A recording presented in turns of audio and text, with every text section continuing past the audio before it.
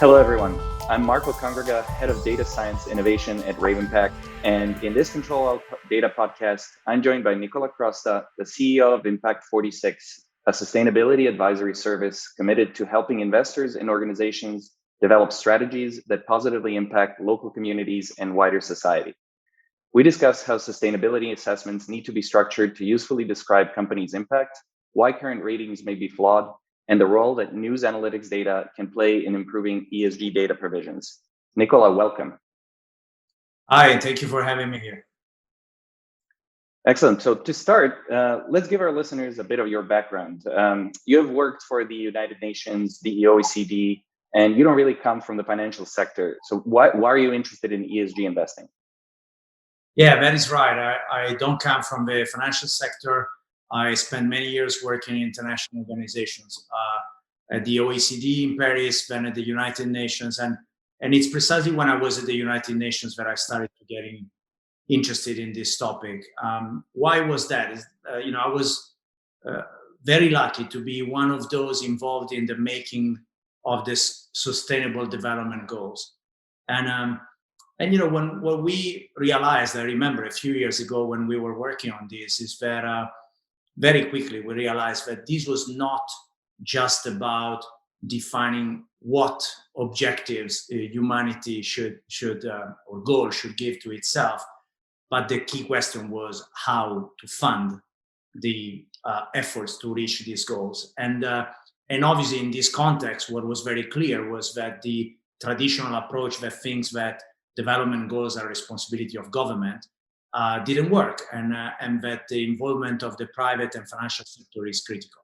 So mobilizing in a positive way capital and finance towards global goals is absolutely essential. Right. So with respect to ESG investing, in a recent article, you argue that ESG is failing its early promise. So what do you think are the main weaknesses of the current ESG approaches and practices? Look, yes, I have come to this sector with the intention to understand whether ESG investing was delivering the promise to basically be a positive force for development. And I have to say that I've been fairly disappointed by what I found. Myself and my team, we spent the last year and a half analyzing basically the investment policies and the ESG policies of many investment funds. What we have found, and I am aware that when I say it, I say something provocative, we have found much more marketing than substance. Fundamentally, the approach to ESG that we think is still prevalent, and of course with fortunately a lot of exceptions, but the prevalent approach to ESG, in my view, is hampered by a number of structural weaknesses. And let me mention them quickly, and perhaps we can delve into some of these if you're interested. Well, first, to start with, the E, the S, and the G are not clearly defined. So it seems that everybody calls these three things and puts inside these three buckets pretty much what he wants to. So there is a lack of rigor already in the taxonomy and in how you basically go about approaching the E, the S, and the G. Something we found, which in my view is very clear, is that the S tends to be overlooked. I'm still not clear why. Probably because defining the E and the G may be easier. It's easier to, for instance, say, okay, when I look at a company, I look at the energy consumption or the carbon footprint under the E, or the board diversity under the G. The S is somehow a more elusive, more complex, perhaps, dimension, but the result is that it's therefore overlooked rather than discussed more in depth. Clearly, a third point is a focus on compliance, on negative screening. In my view, not a particularly ambitious way to approach ESG investing. I personally disagree with those that think that impact is something that should be left for impact investment or for philanthropy. I don't see why ESG should not try to deliberately think about fostering impact. There are issues, of course, in terms of the robustness of the methodologies and, for instance, the weight that is given to different ESG criteria. So there is a real issue in terms of the robustness of methodologies. There is a problem of data, of course, and I'm sure we will talk about it more. Look, in the ESG industry, we have a big problem. There is obviously an asymmetry of information between those that want to know about the ESG performance of a company and the company itself. And so today, most of the analysis is based on data that are disclosed from companies. So there is an incentive problem that is pretty clear there. Let me add the role of rating agencies, which, in my humble opinion, bring about more confusion than clarity. And here I quote the analysis made by others, but reputable organization. Think of the MIT work that has compared the work of rating agencies. The title that they gave is Aggregated Confusion. In much more polite terms, if you like, the OECD has done the same thing, concluding that there is a serious need for regulation in this sector to make sure that rating agencies really contribute and are also more transparent with their methodologies. Last but not least, and I think that there is an issue in terms of the use of labels that are supposed to give credibility to ESG investing when sometimes it isn't credible. I think, for instance, the PRI label and principles. I am very proud as a former UN official to have seen the UN putting forward those principles for responsible investment. But I also know that if there isn't a robust follow-up of the practices of those that put the PRI logo on their website, then the risk is that it's used for greenwashing. So as you can see, I have enumerated quite a bit of challenges, and I think that they really need to be tackled for ESG investing to unleash its potential. And so there's a lot there to unpack. So maybe we can go and address some of these issues. So, for example, you often hear that investment firms have moved past this box checking exercise when it comes to ESG and have largely come around to actually thinking about the relevant issues in this space.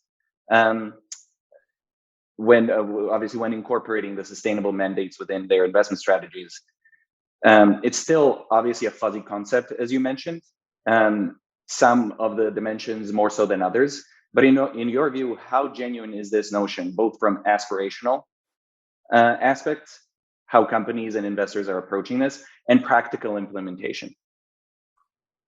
Look, I would like to believe that most of these efforts are genuine, but I have to say this is not what I have found when I have gone deep beyond the narratives.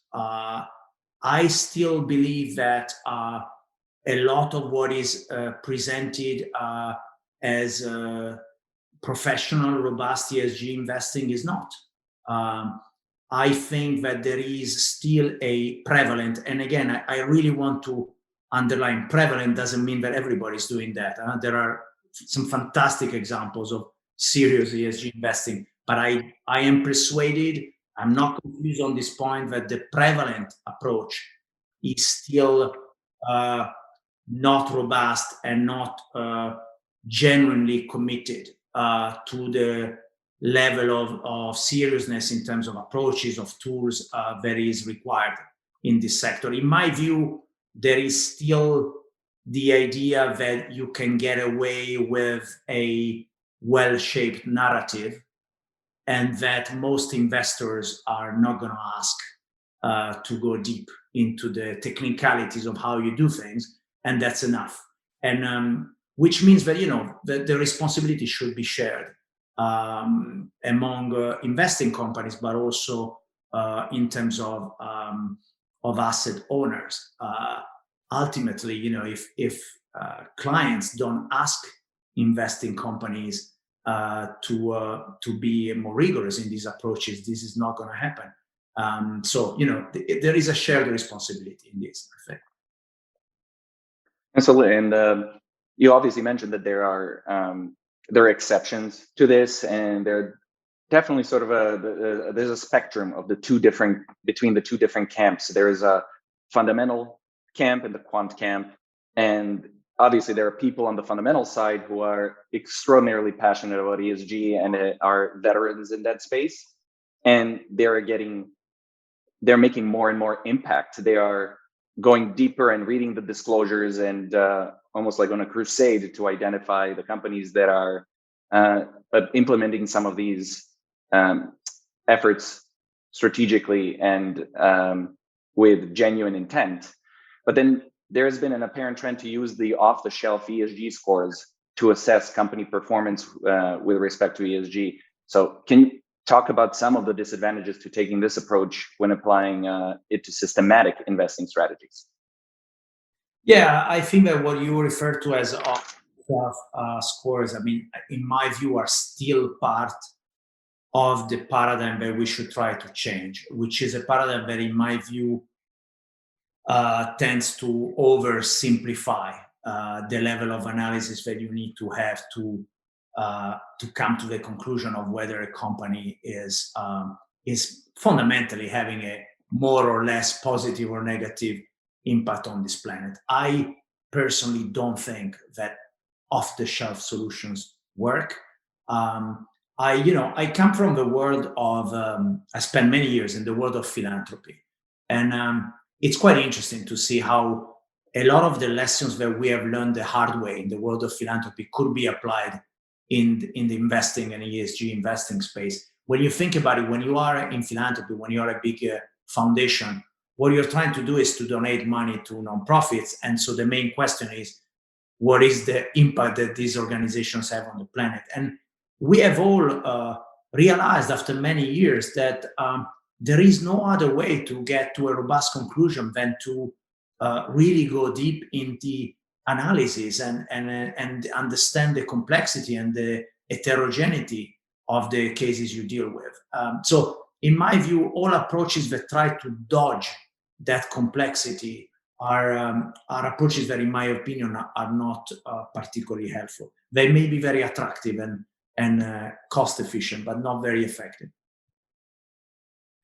It's true. Even in philanthropy, there could be quite a bit of slack. And do remember looking into quite well-developed and sophisticated efforts by William MacAskill in this kind of effective philanthropy sort of way that he calls it, which is almost like an ESG driven approach to effectively deploying your dollars to make the most impact. So I can see how those bits of intel can be effectively applied within the ESG investing paradigm. But maybe can we talk a little bit about greenwashing? Since you mentioned it, we get the sense that asset managers constantly seek out instances of this practice and penalize companies that engage in it. But how commonplace is it in your view, and how difficult is it to detect? Well, it is becoming more commonplace. That companies that engage in greenwashing are getting penalized. I think that there are more and more examples, even in the last few days in the news. So that's a good thing. But again, I think that there are still strong incentives in the sectors for companies not to disclose and for investors to take the good news and don't go beyond the appearance. So the whole approach needs to change. In my view, there are some powerful forces that are going in the right direction. I often speak of both a normative and a cultural revolution that is going to hit, obviously, the investing sector very strongly. The cultural revolution, in my view, is very much about the new generation, the next generation of investors. I think that younger investors are and are going to be more and more informed, socially aware, so more demanding, I think, on these topics. And then I think that there is a normative revolution. And when you look at what is happening just in the last few weeks in Europe with the SFDR regulations. And I mean, there is clearly a strong push from a normative side to be more serious, simply, and starting with the taxonomy, which, by the way, is the focus of those regulations I just mentioned. So we all need to become much more careful when we talk about sustainability, about impact, about responsibility, and this is, I think, just the beginning of a normative revolution that is powered by the cultural revolution that I mentioned at the beginning. And so talking about the right approaches to how this ship could be corrected in its course, what do you think are the key ingredients of a robust, impactful approach to ESG investing? Look, I think that first and foremost, the question is about being clear what is the objective of ESG investing. And as I mentioned earlier, I think that the objectives of ESG investing should include impact. I think that this is about investing with impact. And I believe we need to abandon, as I mentioned earlier, the idea that impact is a word that you need to reserve for impact investing or philanthropy or charity or things like that. ESG investing should also aim at impact, in my view. Secondly, in the approach to ESG investing, in my view, should be one that acknowledges the complexity of this question and the need for all of us to get smarter, to test, to innovate, to find new technologies that can help us foster the robustness of ESG investing. In terms of the approach, I think that a very interesting aspect of it, and in my view, area for innovation, is collaboration between investors and investees.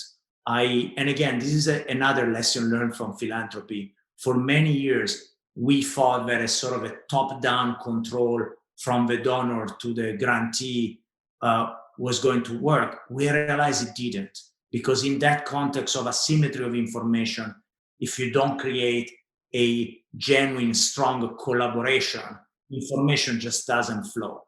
And there are plenty of theories, principal agent theories, for instance, that can be applied to that. But fundamentally, in my view, in terms of approach, we need to think of ESG investing as something where success comes from a strong collaboration between the investor and the investee, which reveals the important information. In terms of tools, it's clear that we need more advanced, more robust tools, technologies, methodologies, and data, of course, including, for instance, unstructured data. And I would be interested to hear from you about that, but I think that's an incredibly interesting area to be explored in terms of the potential contribution to ESG. Another aspect has to do with expertise. I think that, I may come across very critical on the world of investing, but if there is one thing that I need to recognize. We are now entering a phase where we ask investors to be great in generating financial return, and they also need to be great in terms of generating social or societal impact. Those are two very different things, very different and very difficult things to achieve, and in my view require different expertise. So in my view, ESG investing should be a place where the strong investing expertise should come together with a strong societal impact expertise, and so you need more people, in my view, from outside the world of investing to join the ESG investing movement or practices. And last but not least, I think a key ingredient of a better approach to ESG investing is different communication. I think communication need to become more factual, more ethical, more clear, and this is not really what we are observing today in most cases about ESG investing. Yeah, you mentioned that one of the points is to acknowledge how complex ESG investing is, and perhaps it's become a little bit less complex over time because people are thinking about these issues, distilling them to key bits of information that they need in order to decide whether to invest or not, whether to attenuate their exposures to certain companies that they deem not ideal in the ESG space.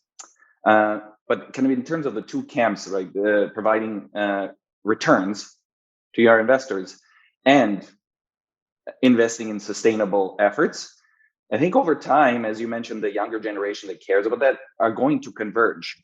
It's going to be the case that high sustainability driven companies are going to command higher returns, because ultimately you are applying the companies that don't do that will experience equity risk premium pressures and are going to have a more difficult time raising capital, and are going to be shunned by the broader investment community, and are effectively going to be trading at a discount.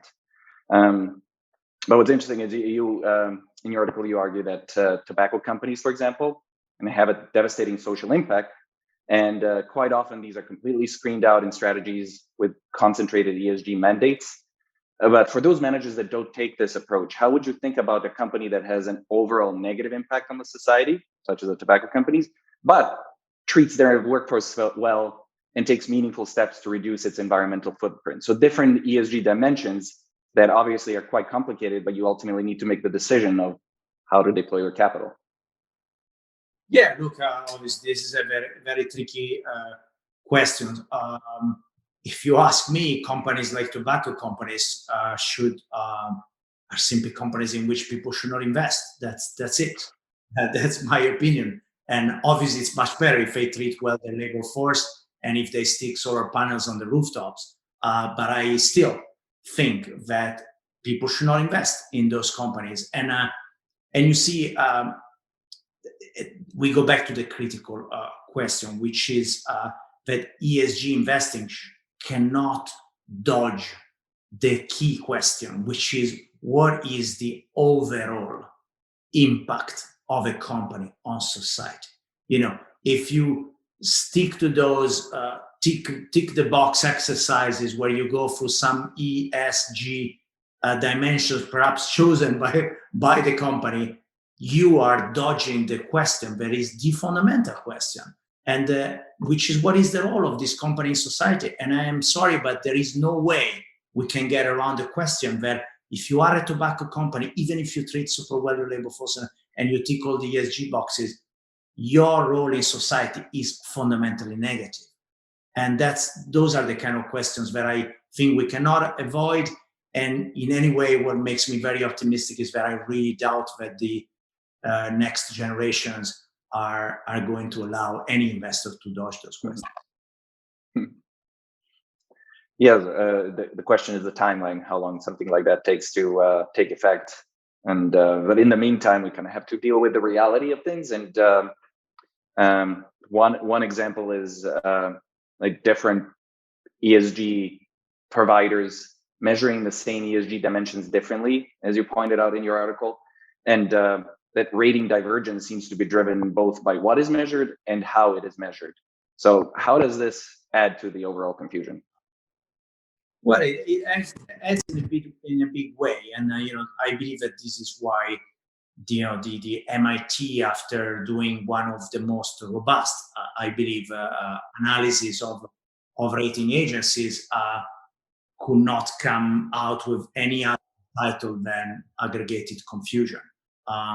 I think that today in the ESG investing industry, which is growing, which is big and growing, there is a strong incentive for many players to just remain in business and prosper, to confuse everybody with complex methodologies or apparently sophisticated methodologies that are just not delivering what needs to be delivered.